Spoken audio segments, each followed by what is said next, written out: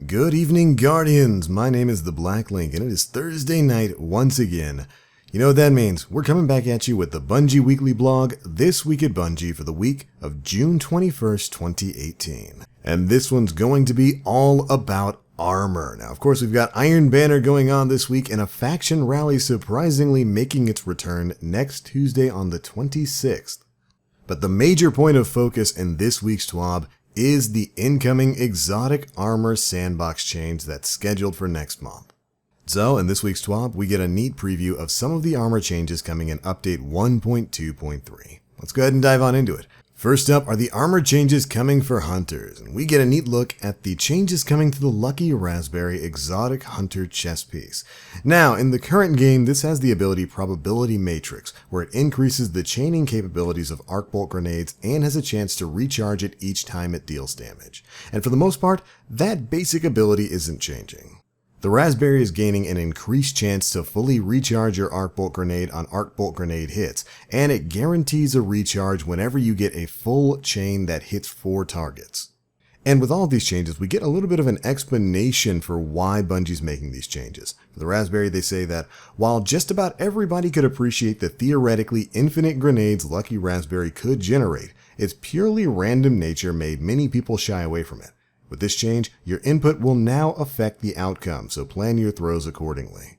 And overall, it's an interesting enough change. It's kind of subdued. It's not going to be super broken or anything in PvP, but increasing that chance to get a fully recharged grenade whenever you get an arc bolt hit, that's definitely going to be appreciated. But making it such you're guaranteed to get a grenade back whenever you score a full chain of hitting 4 different targets, that's going to make this great for PvE. Whenever you're facing off against a wave of trash mobs like Thrall or Dregs, and you just toss a grenade out there and you get a 4-chain hit on all of them, boom, you're instantly going to get that grenade back.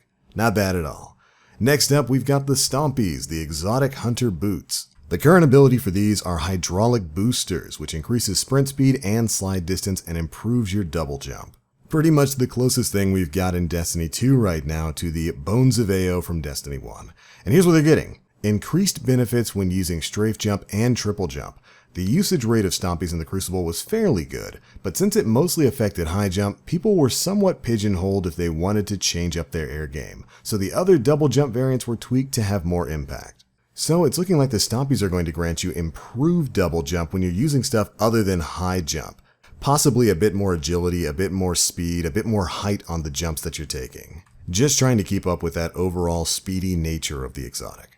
After that, we've got the Young Amkara Spine. These come with the Wish Dragon Teeth perk, which currently increases trip mine, grenade duration, and marks enemies damaged by the blast. These are seeing quite the significant change, as they've completely removed the marking functionality entirely, but they've improved the trip mine grenade's blast radius and throw speed, and made it so your trip mine grenades are harder to destroy. Solar ability hits will now also grant some trip mine grenade energy. They state that the marking functionality, while useful in some circumstances such as in the Crucible, didn't have much merit in PvE, so they removed it to head off in a better direction. Now your trip mine grenades are punchier and you can get access to them faster. And I'm always a fan of that, getting your ability back faster, and they've bumped up the blast radius and throw speed of trip mine grenades, so they'll hopefully be a little bit more consistent in both PvE and PvP. Alright, that's it for the Hunter changes. On to the Titan armor. First up, we've got the ACD over 0 feedback fence. These exotic Titan gauntlets currently have Fury Conductors, where melee kills build up explosive energy within the gauntlets. Being struck by a melee attack unleashes this energy in a devastating explosion. And basically, Bungie's going to be simplifying this. The gauntlets now grant Fury Conductor stacks on melee hits instead of kills. And Fury Conductors will now grant stacking melee damage resistance. They say that the changes were mostly aimed at making Fury Conductors better in PvE encounters. While the feedback fence could protect you from hordes of Thrall by keeping them staggered, it just wasn't that much use against something like a Hive Knight wielding a sword. The changes also make this exotic better in the Crucible, but the solution of just shooting opponents still works. Now, I love this. I think the ACD feedback fences are a really fun exotic, especially for PvE, but it's kind of a trade situation. You have to take a lot of melee damage in order to build up the perk, and then take another melee hit in order to expel it, and it's great when that happens, but usually you're near death when it happens, and like another enemy, something usually a little bit meatier like an ogre or a knight will come up and just bop you straight up, meaning that it's kind of a zero-sum game. So I love that now as you're getting these Fury Conductor stacks, it gives you increasing melee damage resistance, so you're going to survive a couple more hits, allowing you to utilize this ability more often. Great change in my opinion. Next up, the Doomfang Pauldrons are seeing a change. These currently have the Horns of Doom ability, where Shield Bash melee kills recharge your shield throw, and melee ability kills recharge Sentinel Shield Super. When update 1.2.3 goes into effect, void melee kills while wearing these gauntlets now grant more super energy, and shield throw hits will now extend the duration of your super. They say that Titans have a lot of exotics that help with punching things. To differentiate this one from the rest of the herd, we've increased the impact this exotic has on your super and how you use it. I love this. I love that basically you can extend your time in the super by doing the whole shield throw thing. There's an attunement tree on Dawnblade that I compare this to, where if you're landing hits with flaming swords, it extends your time in the super, and I love that we're going to be getting something for a class that's as mobile as the Sentinel Titan. Anything to give you more time as Captain America. Alright, finally for Titans, we've got the Dune Marchers. This exotic leg armor currently has the Linear Actuators perk, which increases your sprint speed, and sprinting builds up a static charge. After melee attacking an enemy, that charge will chain damage to nearby enemies. It's an interesting ability, but it's definitely one of the ones that needed some work when it came to building up that charge. Thankfully, they're directly addressing that. They've reduced the time to activate linear actuators while you're sprinting to 1.5 seconds. That's a huge change. It currently takes about 5 seconds for this perk to activate. They've also increased the damage of the chain lightning effect, 70% in PvP and 440% in PvE.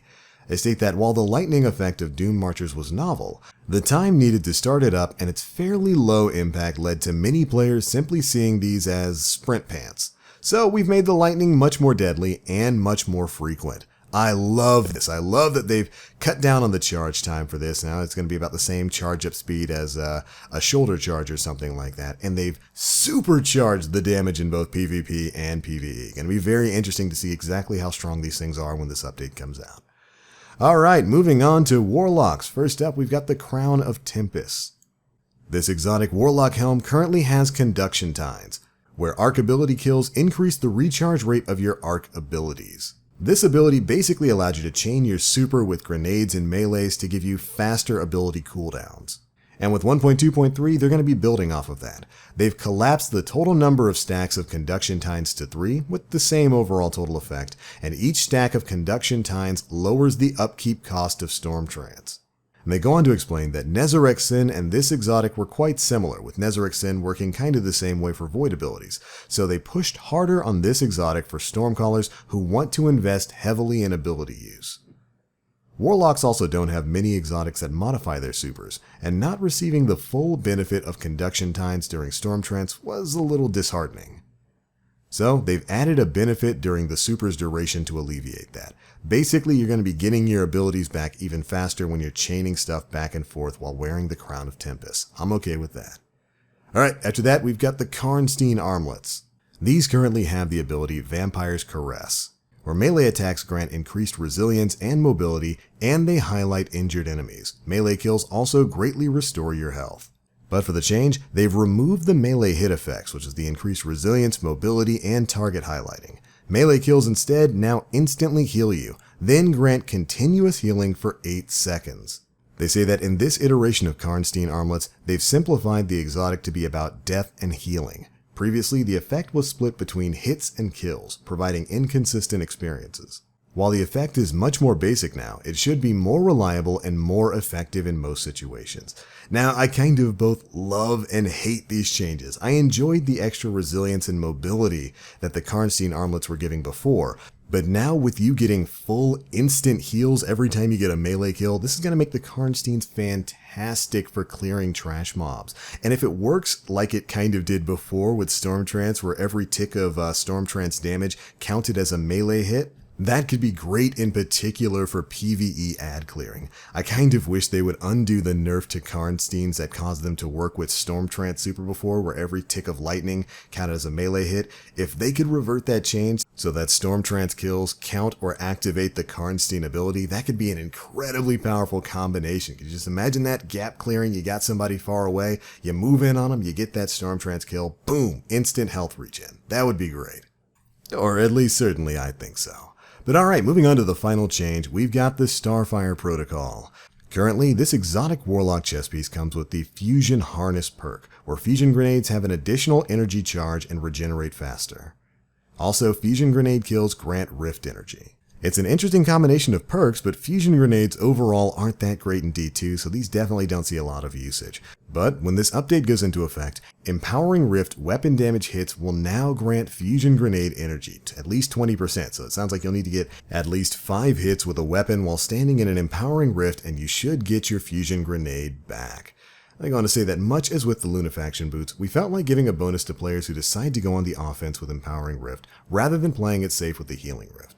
Now, I could see this being super good if the weapon damage hit procs also count for your teammates. So if like your teammates are standing in a rift and they're getting hits, if that charges you up, this could be really powerful because you'll basically become an infinite catapult of fusion grenade tosses. But on its own, it's still going to be kind of a weird exotic, especially considering fusion nades don't really deal that much damage in Destiny 2. But alright, there we go, Guardians. That is it for the exotic armor sandbox change preview that we got in this week's TWAB. Then that's pretty much all of the big information covered in this week's issue of This Week at Bungie. Now just to go on and remind you, we've got faction rallies coming back next week. Oh man, I hope you got enough rest from the previous grind, because you're about to grind to 50 once again. But that's it for this one, Guardians. Thank you all so much for watching. Be sure to let us know how you feel about all of these incoming exotic armor changes down in the comment section below. And if you enjoyed this video, feel free to drop a like, make sure you subscribe and hit that notification bell to stay up to date with all the latest Destiny 2 news that we're putting out. But alright, I'm out for now. Thank you all so much for watching. And as always, I'm the Black Link. You Guardians, stay frosty.